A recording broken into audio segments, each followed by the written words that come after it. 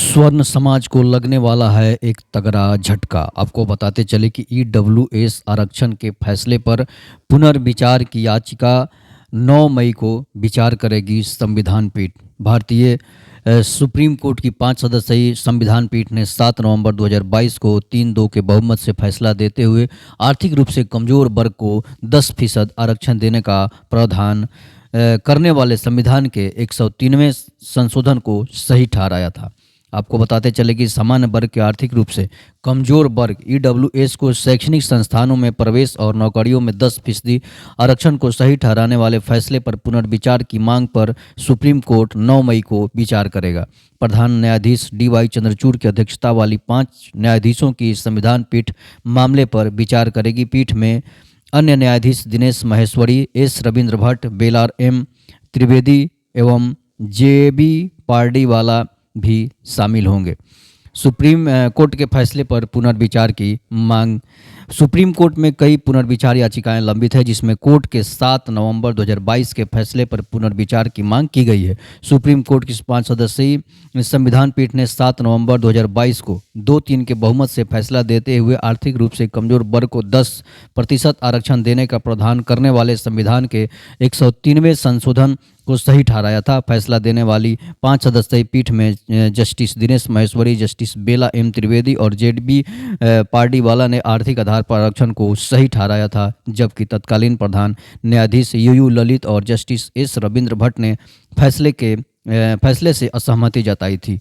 लेकिन जो है, हर गरीब को आरक्षण मिलना चाहिए, ये तो जरूरी है। पीठ में संविधान शामिल सभी CJI DY चंद्रचूड़ भी रहेंगे। संविधान कोर्ट सुप्रीम कोर्ट का नियम है कि पुनर्विचार याचिका पर वही पीठ चैम्बर में सर्कुलेशन के जरिए मामले पर विचार करती है जिसने फैसला सुनाया होता है। इस मामले में जस्टिस ललित सेवानिवृत्त हो चुके हैं, इसलिए पुनर्विचार याचिका पर जस्टिस ललित की जगह प्रधान न्यायाधीश DY चंद्रचूड़ भी शामिल होंगे। सामान्य तौर पर पक्षकार पुनर्विचार याचिका के साथ एक अर्जी दाखिल कर पुनर्विचार याचिका पर खुली अदालत में सुनवाई करने और पक्ष रखने का मौका दिए जाने की मांग करते हैं।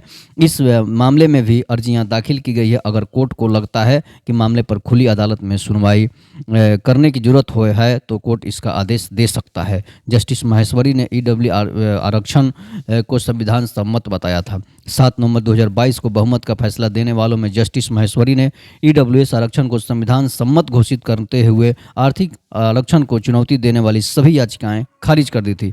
उन्होंने कहा था कि आर्थिक आधार पर EWS को आरक्षण देना और उस आरक्षण से SC ST और OBC को बाहर रखने से संविधान के मूल ढांचे का उल्लंघन नहीं होता है। आरक्षण सकारात्मक कार्रवाई का एक साधन है जिसके जरिए गैर बराबरी के लोगों को बराबरी पर लाने का लक्ष्य प्राप्त करना होता है। यह एक उपकरण है जिसके जरिए न सिर्फ सामाजिक और शैक्षणिक रूप से पिछड़ों को समाज की मुख्यधारा में शामिल किया जा सकता है, बल्कि अन्य किसी भी वर्ग को शामिल किया जा सकता है जिससे कमजोर वर्ग कहा जा सकता है। इस लिहाज से सिर्फ आर्थिक आधार पर आरक्षण दिया जाना न तो संविधान के महत्वपूर्ण तथ्यों के खिलाफ है और न ही ये संविधान के मूल ढांचे का नुकसान पहुंचाता है। जस्टिस त्रिवेदी ने भी जस्टिस महेश्वरी के फैसले से जताई थी सहमति। जस्टिस महेश्वरी ने यह भी कहा था कि आरक्षण की 50% की अधिकतम सीमा का उल्लंघन होने के आधार पर भी इस आरक्षण को संविधान के मूल ढांचे के खिलाफ नहीं कहा जा सकता, क्योंकि 50% की सीमा गैर लचीली नहीं है और यह सीमा सिर्फ संविधान के अनुच्छेद 15(4), 15(5) और 15(16)(4) के लिए है। न्यायमूर्ति बेला M त्रिवेदी ने जस्टिस महेश्वरी के फैसले से सहमति जताते हुए कहा था कि विधायिका लोगों की आवश्यकताओं को समझती है, वह लोगों के आर्थिक बहिष्करण से अवगत है।